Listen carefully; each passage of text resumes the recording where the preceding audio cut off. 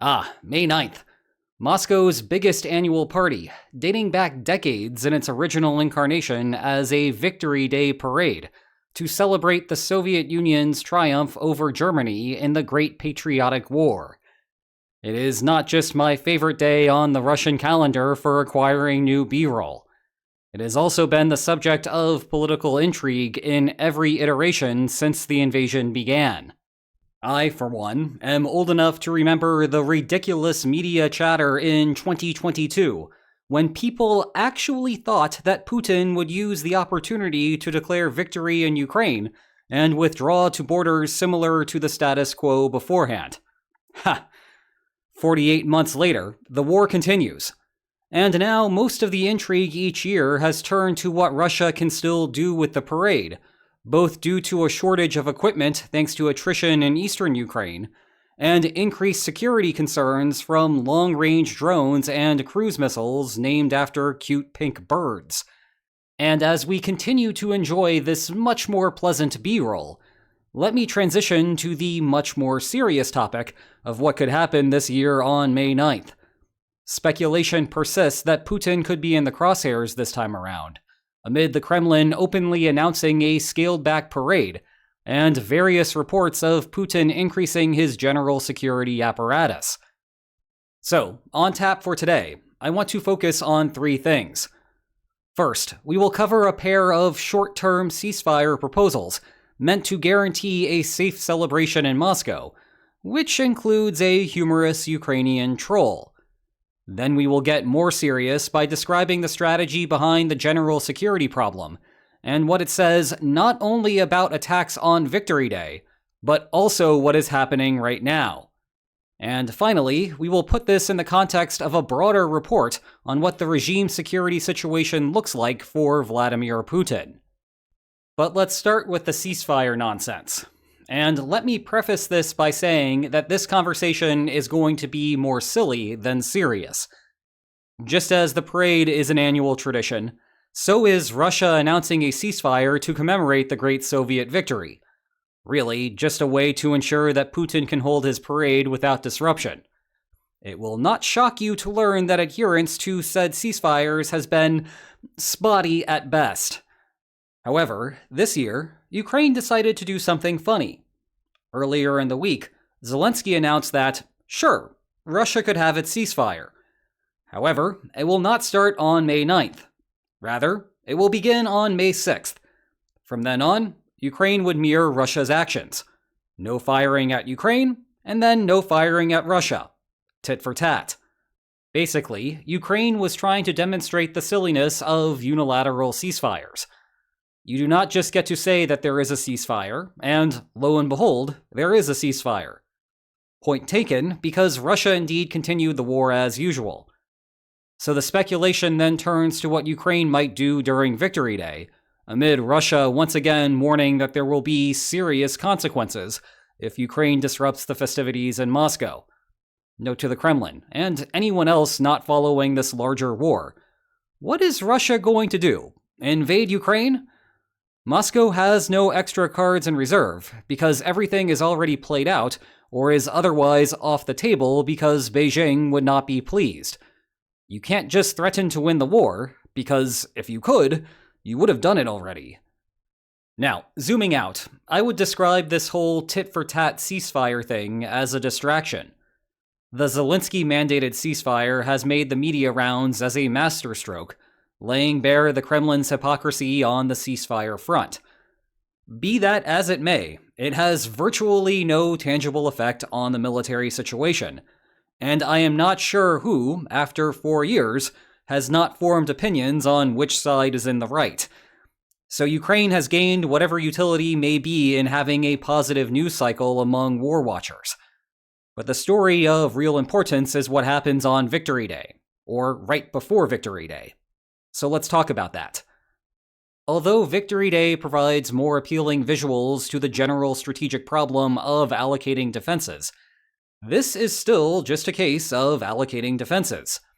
You might recall how this works from some of our previous explorations of the dilemma, but let me offer a quick refresher. Suppose that Russia has a couple of potential defensive liabilities, each with a unique level of vulnerability, and a set of defensive resources that it can allocate to either of those locations. The key insight is that Russia should not evenly allocate the resources between the two. Rather, Russia should look at the relative vulnerability of the two locations, and allocate resources until the ultimate risk is even between the two. That is because if you overallocate to one of them, Ukraine simply strikes the more vulnerable of the two, and every defensive resource allocated to the other one was effectively meaningless. Now, imagine we suddenly had a third potential target conjured out of nowhere. That is, after all, the situation with the Victory Day parade. One day a year, there is another target that has no practical value, but suddenly becomes important for propaganda purposes. Never mind that a number of VIPs will be sitting out in the open on the streets of Moscow. Unfortunately for Russia, the existence of a parade does not also magically conjure a bunch of new security forces. Rather, the Kremlin is stuck with the same number of defenses that it had before, but now it has a new weak point to cover. Thus, Russia ends up diluting its defensive efforts elsewhere, again because it needs to even out the security vulnerabilities across all of the targets. There are three implications that arise from this that may not be immediately obvious. 1. The upshot for Ukraine is not the vulnerability of the parade itself. Rather, it is the lack of equivalent defensive resources to match, which makes the overall vulnerability of the other possible targets skyrocket. 2. Any speculation on what Ukraine could strike on May 9th needs to come with the appropriate level of humility. The level 1 strategic thought is that the parade is vulnerable, so obviously it will be the target. The level 2 strategic thought is that, because the Kremlin will want to protect the parade, obviously existing targets will be hit that day instead. The level 3 strategic thought is that this is all a push, because the optimal defensive allocations mandate that all targets be equivalently vulnerable. And the level 4 strategic thought is that Russia does not know Ukraine's exact capacity to strike any of those targets, and is thus trying to even out the vulnerability based on its best estimate of Ukraine's abilities. In turn, what determines Ukraine's ultimate target is indeed the information that only Kyiv knows. Consequently, it makes little sense for us to speculate on what the real target would be, because if we knew that information, certainly the Kremlin would know that information, and thus it is not actually private information as originally assumed. Finally, we are already seeing the benefit of the parade for Ukraine. Russia cannot snap its fingers and get all of the security systems put into place in Moscow at 8 a.m. on May 9th.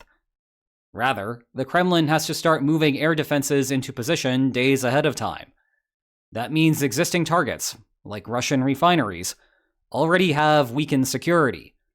You will note that Ukraine has correspondingly seen greater success in its launches recently, though it is hard to disaggregate the effect of Victory Day from a general state of Russian disrepair.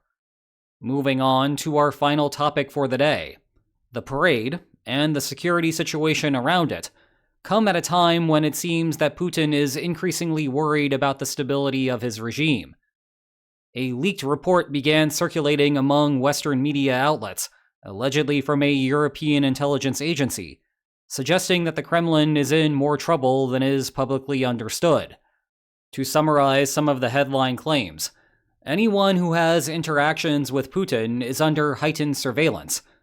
Putin is spending less time in a bunker in Moscow and more time in a bunker in Krasnodar, and former Minister of Defense Sergei Shoigu is central to a potential coup plot. Let's spend a moment putting each of these points in the proper context. I am not sure why the surveillance point has received as much attention as it has, because it reads like paranoid autocrat engages in traditional paranoid autocrat behavior. To connect this back to Victory Day, Russia again is not holding its Immortal Regiment march, because that would involve having a bunch of randos standing near Putin. So I would say that this information is putting additional color onto a topic that we already knew to be true. The Krasnodar point is more interesting. It is here in the south of the country. Moscow is up here. They are roughly the same distance from Ukrainian-held territory, but the pathway to Krasnodar can fly over a whole bunch of defense-free water, whereas it is easier to naturally prune down drones headed to Moscow.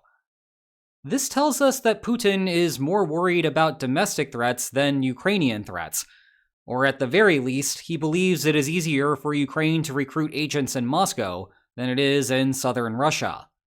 It is also interesting that he believes being outside of the capital is better for regime security than being inside of the capital. This flips the general logic of how coups work. See, for example, Gorbachev's arrest at a dacha, where you hold him at bay, secure the government structure in the capital, and then declare the whole operation over.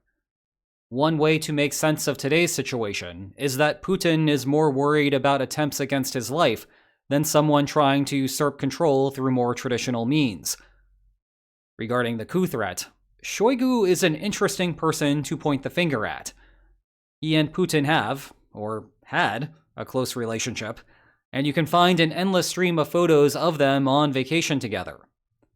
Part of the thinking about why Putin was so close to him is that Shoigu's father was ethnically from a Turkic group out of Siberia. Shoigu was therefore non-threatening, as the political power players in Moscow would not accept him as the new leader if he were to ever try to overthrow Putin. That is why he was Minister of Defense for so long, and even after the war proved him to be ineffective in that role, he moved to Secretary of the Security Council. But the intelligence report is saying that maybe he is a threat after all. Anyway, I think it is important to take a leaked intelligence report like this with a grain of salt. It is easy to fabricate the entire thing, release it to the public, and then watch Moscow react in paranoia. The alternative headline for this could be, "Intelligence Agency Possibly Runs Influence Operation." But I do not think that would get as many clicks. I also think that it is important to understand the general situation that Russia is currently in. I spent a full geopolitics helpline video discussing this on my secondary channel, but we still need to separate the "Putin is done" / "Russia is broken" clickbait from the reality of the situation. The Russian position looks substantially worse than it did a year ago, but there is a big difference between Russia being at a breaking point and the Kremlin having to rethink the economics of the war. Now, could there be a coup or some sort of protest movement on the streets of Moscow? Sure. But it is also important to understand the reality that these are still low likelihood events, and you should not trust commentators who have been saying that Russia is 2 weeks away from collapse for the last 2 years. I raise this point because it plays into what Ukraine should do with the opportunity that Victory Day affords it. By the "Putin is done" narrative, a public attack on the parade would be the final breaking point of the country. And I get why that narrative exists. It is the type of thing that you would see in a movie, so it is easy to think through a plausible way that one bomb on one parade could fall the entire country. But it could also just be a political black eye for Putin, which the Kremlin tries to salvage by portraying Ukrainians as savages, thereby renewing the need to put down Kyiv. To circle back to the defensive allocation problem, though, Russia should be evening out all of those risks. From our perspective as keyboard warriors, another attack on an oil refinery should have the same net expected war benefit as striking the parade. The fact that the latter would make for better B-roll gets offset by the greater concentration of defenses in the capital, and thus a lower Ukrainian chance of success there. So, what are our takeaway points for today? The Dueling Ceasefires was a humorous diversion that will not have much of a substantive effect on the war. The Victory Day parade is creating a security vulnerability for Russia, but the realized risk ultimately gets spread out to every other vulnerable facility in the country. And we ought to acknowledge, but not overreact to that new security report, just like every other big new war development. Meanwhile, if you want to learn more about the issues that come with crying wolf over the impending demise of Russia, and, incidentally, how to actually give Ukraine better political support, check out that Geopolitics Helpline video that I referenced earlier. And if you enjoyed today's video, then please like, share, and subscribe, and I will see you next time. Take care.